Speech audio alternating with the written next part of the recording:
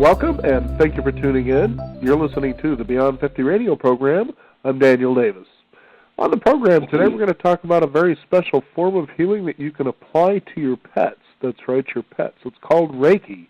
For those of you who aren't familiar with what this particular energetic healing process is, we're going to learn quite a bit about that and how this particular way that we can heal our partners and most profound life teachers is by practicing the difference by using this on as well as pets. I'd like to welcome to the Beyond 50 radio program today our guest, Victoria Kress. Victoria, thank you for joining us here on the program today. Thank you so much as well. I'm glad to have the opportunity to talk about animal Reiki and just really share my passion with anybody who's willing to listen. Now, tell us first of all what Reiki is. Well, the word Reiki itself is a word that means, it's two parts, Rei and Ki, which means spiritual energy. And I think a lot of people are familiar with Reiki. It's in mainstream a lot today. If people have heard of Reiki, they've taken a class, maybe received a Reiki treatment. Reiki is being used in hospitals and cancer centers. And so it's being used a lot more in vet clinics as well. So there's a lot more to Reiki, and people know Reiki, I think, mostly as sort of a hands-on healing technique that helps to promote stress reduction and deep relaxation, which, of course, helps to promote healing on all levels. And there's a great quote that I like to use, I put on my website, from Thich Nhat Hanh, which is, when we give ourselves the chance to let go of all of our tension, the body's natural capacity to heal itself can begin to work. But there's a lot more to Reiki than hands-on work. So Reiki is really also a meditative practice and a system of spiritual practice and a system of meditations and techniques that were created by a Japanese man in the early 20th century. His name is Mikao Usui. And so within this system, there are several elements that support our spiritual growth and to nurture balance and wellness within ourselves. And so we can think of these elements as tools that support us to access our own inner wisdom, and so that we can better nurture wisdom and compassion within ourselves and toward others. And so I'm just going to briefly say what these elements are. So there are 5 elements, and the first of which is the 5 Reiki precepts. So there are first the 5 elements, and now the first of the elements are the precepts, which are: just for today, do not anger; just for today, do not worry; be humble; be honest in your work; and be compassionate to yourself and others. And then the other of the 5 elements are some visualization practices, such as meditation and breathing, some hands-on practice for self and others. There are some healing symbols and mantras, and then there's the initiation or the attunement. And so, when we look more deeply into the elements of Reiki and we apply them in our lives every day, then we really touch into the heart of Reiki, into the foundation of Reiki, because these precepts and meditations are the core of the practice. And so we can really, bring these into our everyday life, and they can really help us to grow and open our hearts and honestly to be a better person. And one last aspect I do want to say is that meditation is really a really important part of Reiki. And of course we know from all the research today that meditation is a very powerful technique for healing and recovery and improving mental focus and reducing high blood pressure and reducing depression, anxiety. I mean, so many benefits from meditation. And, meditation is about being mindful. And so by being mindful, we become more aware of ourselves in a deeper, more kind and compassionate way. And so our hearts can open more. And so Reiki is really about a heart-to-heart connection of compassion and love and acceptance and gratitude and openness. Now, when it comes to practicing Reiki on humans, is it different than the way that you apply it to animals?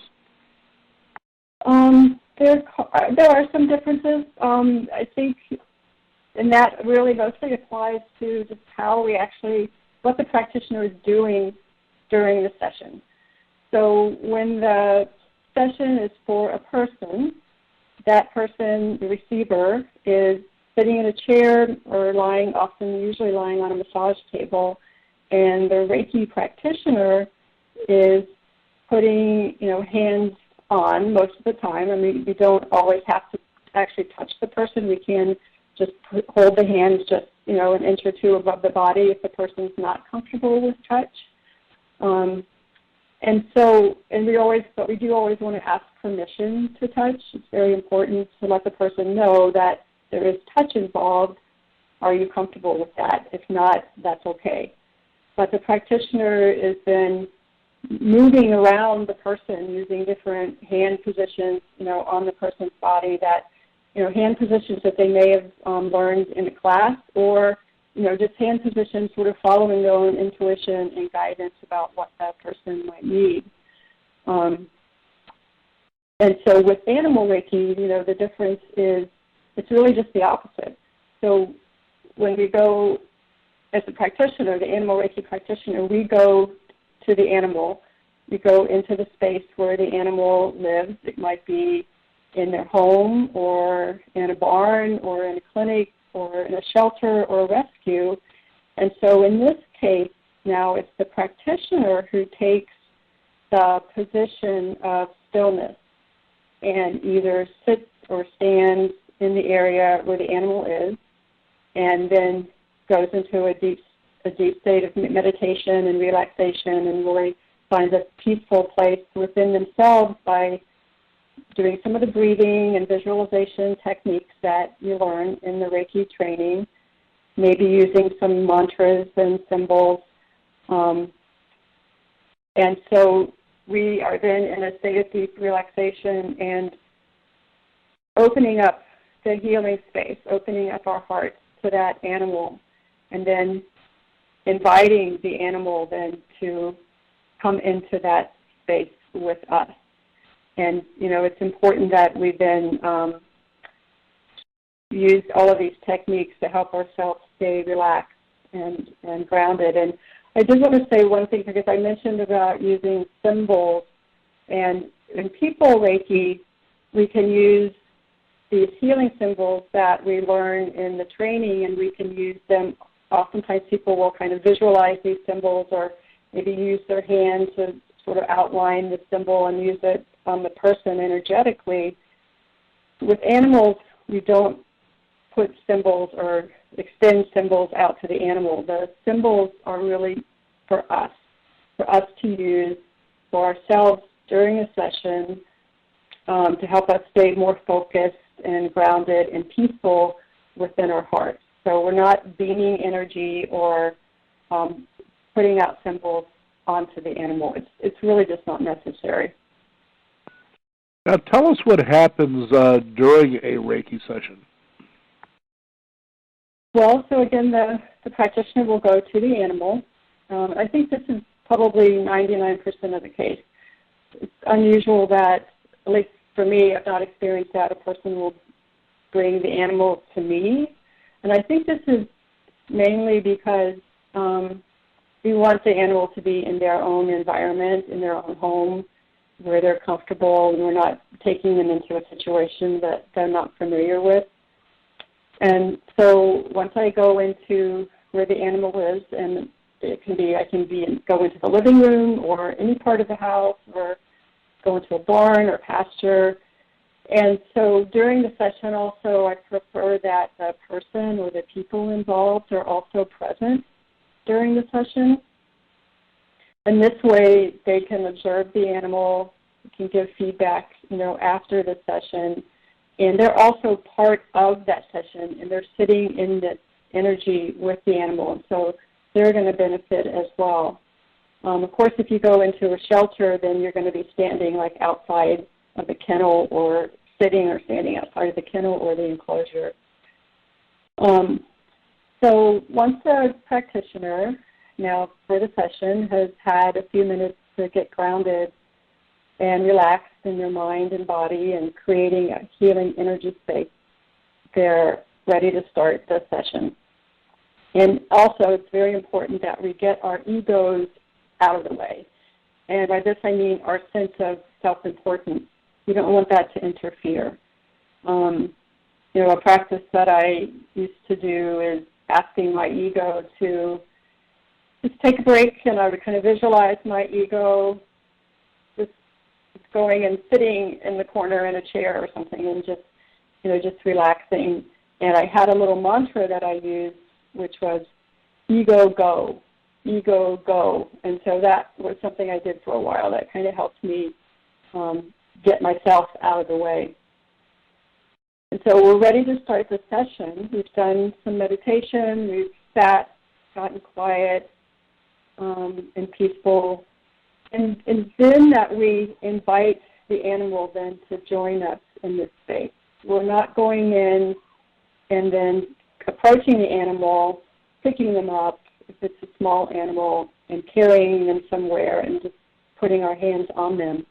That's not how we want to approach animals. We invite them into the space without any expectations, without any demands, any agenda, other than to be with them and allow and accept whatever their decision is to receive and share this space with us. It's important that we let the animal choose. And we could ask them, in our mind, would you like Reiki today? And I always just talk to the animal kind of in my mind or even out loud, and I let the animal know that I'm coming to them, again, with no agenda or expectations, and I'm not focusing on any particular problem that I've been told is going on. And I'm not here to fix you, but I'm here to hold and share a space that's completely open, loving, compassionate, no fear, no judgment. I'm here to offer Reiki to whatever extent you choose to receive. And if you don't want to receive Reiki right now, that's fine too. And receive in whatever way is most comfortable to you.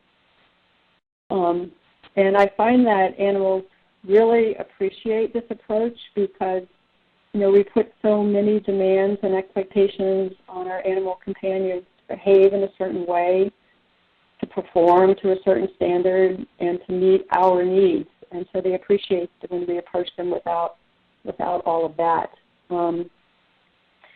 So we start the session. We want to start maybe 5 or 10 feet away from the animal, let them decide just how close they want to be or if they want hands-on. And once the session starts, the animal might go into the next room even and relax and lay down, or they might go 10 feet away or 5 feet away. They might come and sit on my lap, or, often animals will move around because the energy might ebb and flow.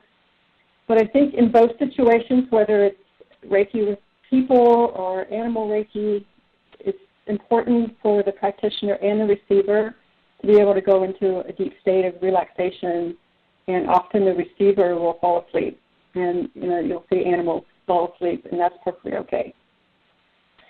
And just a little example here where I was asked to offer sessions to a dog who was shy of people that she didn't know. And so on our first session, the house had sort of an open layout, and the dog was then more in the area of the house behind the gate.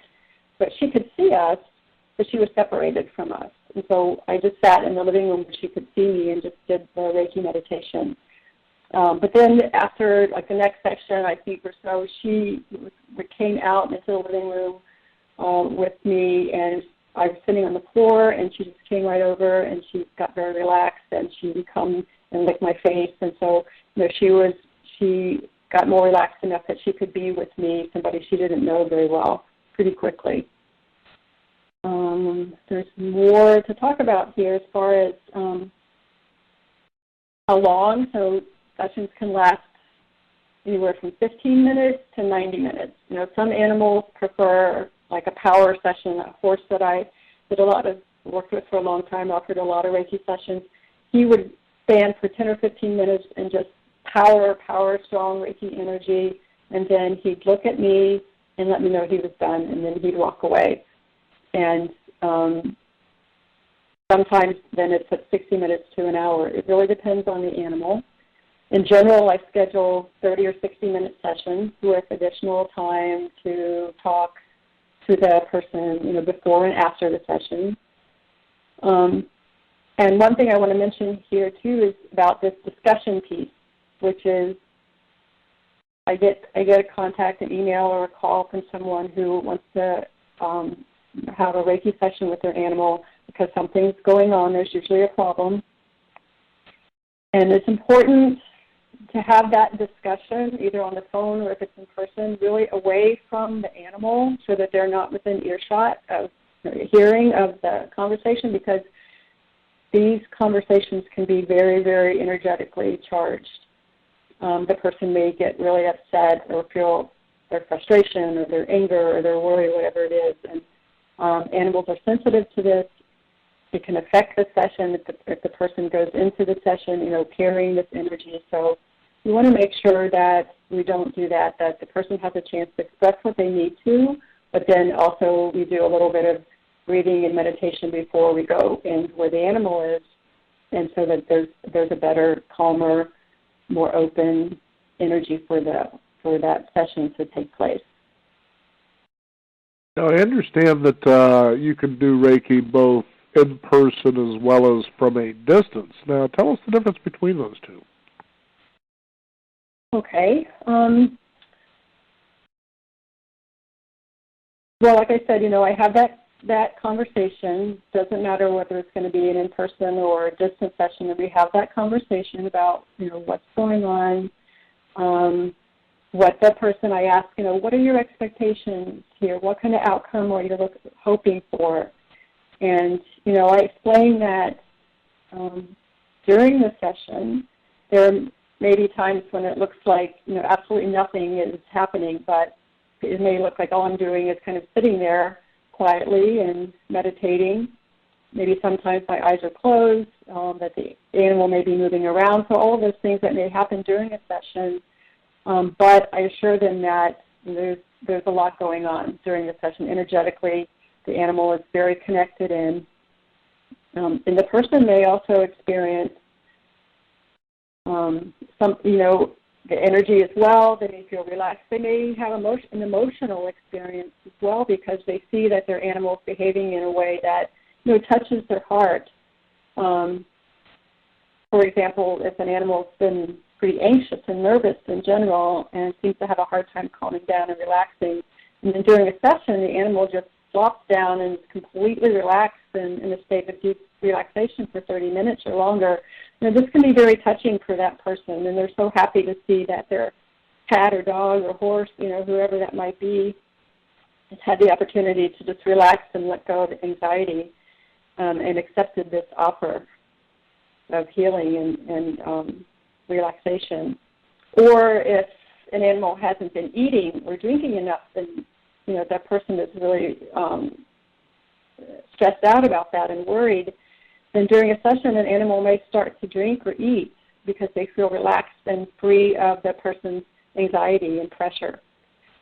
So during the in-person session, I think I've described kind of what happens. I go in and we talk. I go into the session. We sit down. We do a meditation. And then, watch what happens. And then we talk about that again afterwards, again away from the animals. With the distance session, these I generally schedule for 30 minutes, and again, sometime before and after for discussion. And there are different ways to set up a distance session. So we'll schedule an appointment time, and at that time, I'll send the person, maybe I'll send them a text message saying, okay, I'm ready to start. Are you ready? And I will ask that person, to make sure that they're sitting in a place where they're going to be able to be quiet. There aren't going to be any interruptions. They're going to be able to feel relaxed. Maybe they put on some quiet music, or meditation music, and these are things that can be done in an in-person session as well. Or I may call the person and we might practice some breathing techniques or do a short meditation before the session to help that person get relaxed and grounded, and so that we can also connect energetically. And then we will finish that. We'll get off the phone, and then we'll sit during that session, for 30 minutes. And again, these sessions can be in person or distance, can be with other family members as well. So maybe some other people come in, just as long as everybody's able to sit quietly and during that session and not disturb what's going on at that time. This is also fascinating to learn about, Victoria, and I'm kind of curious, as you work with animals, give some common situations why people would use Reiki to help their animals to heal or improve their health. Okay.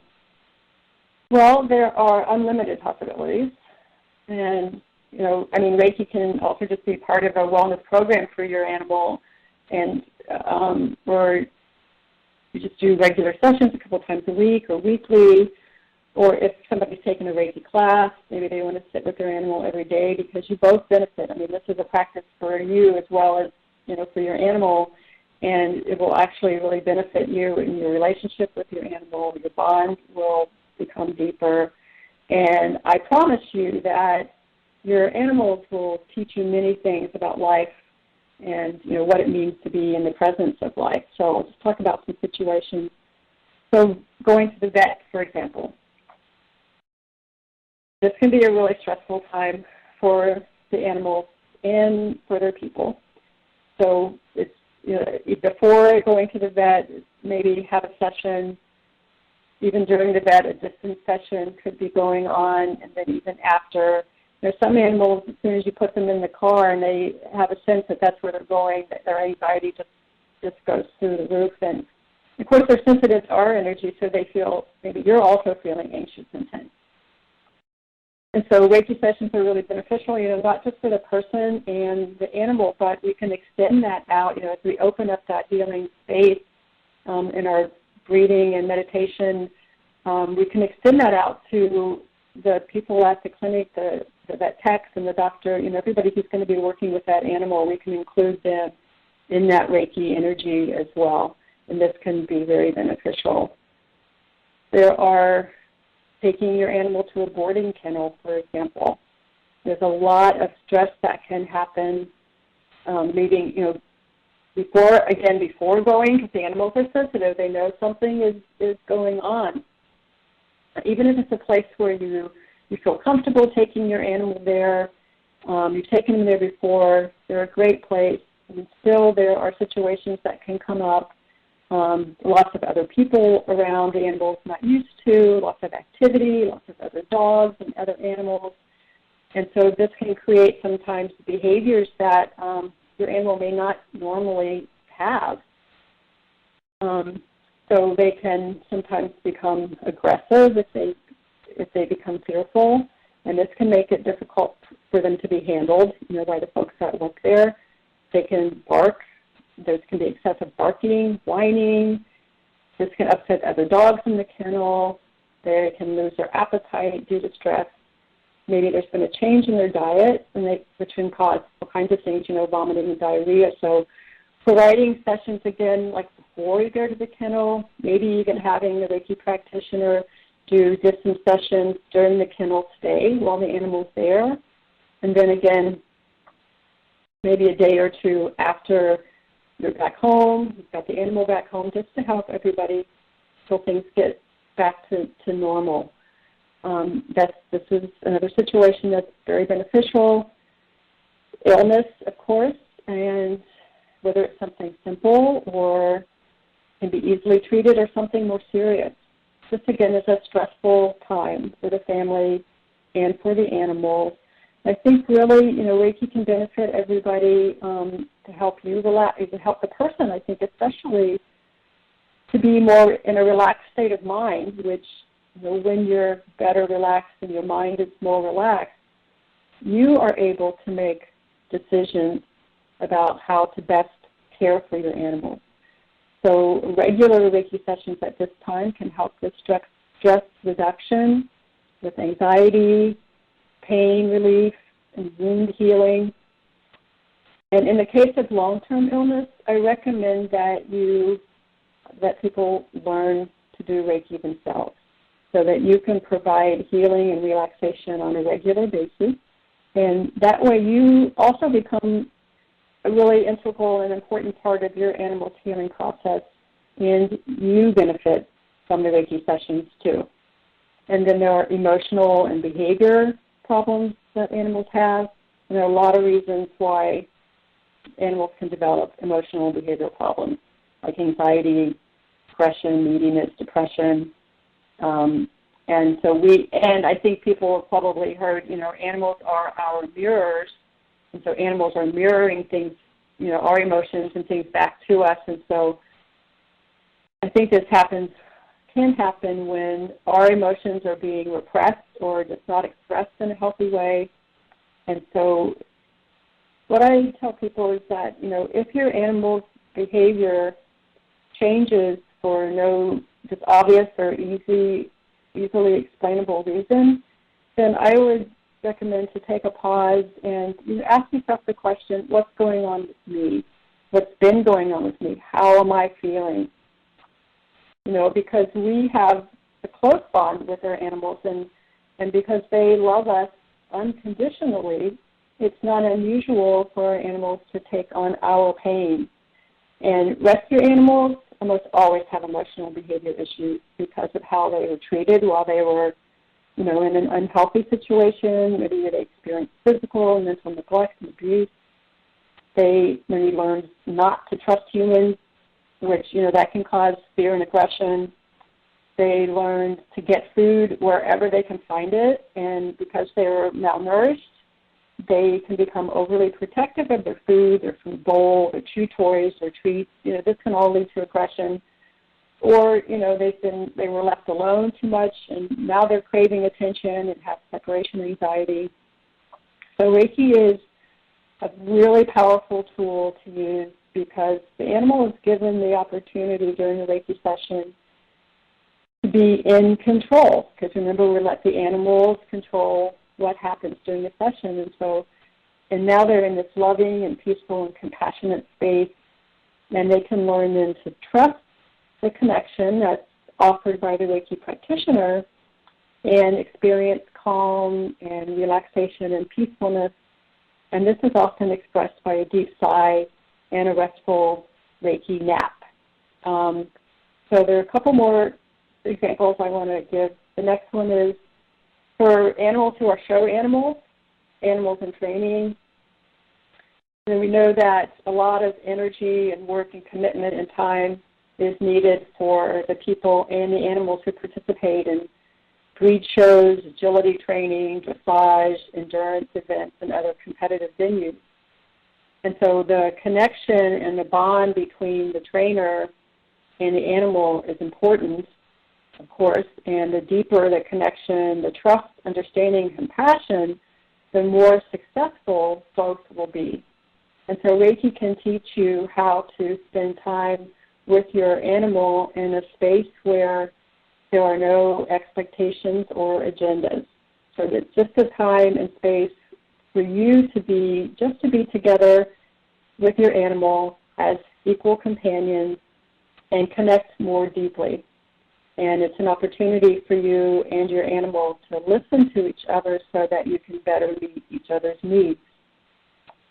And of course, this is going to have, in the long term, it's going to have very positive outcomes. And then the last one I want to mention is that now the end of life. So when it's time for, our beloved and precious animal companion to leave this world, we're going to experience a lot of emotions. Sadness and denial, and oftentimes just desperation to find a way to stop the inevitable, experience helplessness, anger, and grief. And, at the same time, we want to honor our animal companion's life. And so Reiki is a wonderful gift that we can give to the animal, the gift of peace. And and calm to the animal, as the body is dying, and also to the humans who are grieving this loss. And it can help also kind of lessen the helplessness the person may feel after they've tried all different kinds of healing methods and nothing has worked. And so with Reiki, we can support the animal's transition, out of the physical body and into the spirit. And just being in silence and the peacefulness of a Reiki meditative space, you can experience the beauty of just the presence of life and experience that there's no separation between life and death. So we are able to open our hearts, with our minds and accept the love and the gratitude and the lessons that our animal companions have shared during their time with us. And I'd like to just share an experience that I recently had with a senior female cat who'd been sick for a long time. Okay, now I was going to say, Victoria, that we have about 3 minutes left.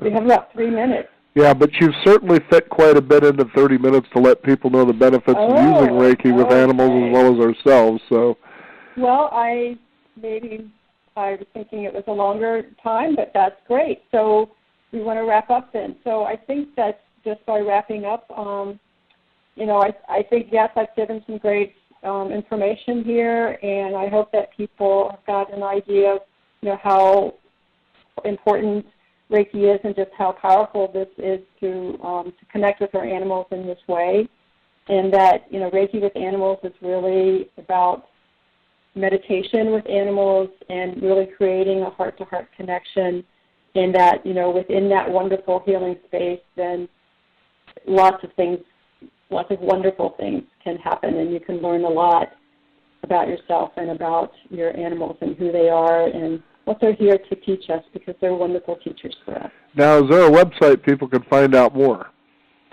Yes, my website is reiki-wisdom.com. And so there's lots of information. All the context on the website, I created all that context myself, so it's really coming all from me. Information about Reiki, about classes. I teach classes. I offer sessions. So, yes, there's lots more on the website. Well, very good, Victoria. Thank you for joining us here on the Beyond 50 radio program. Thank you so much. It was great to be here. We want to thank you, the listeners out there, for joining us. You can also discover more by visiting us at beyond50radio.com. That is the number 50. We encourage you to sign up for a weekly e-newsletter. That way you can stay updated on what's going on with Beyond 50 and coming up programs. I'm Daniel Davis. Thank you for tuning in. This is the Beyond 50 radio program, and remember, live your day past halfway.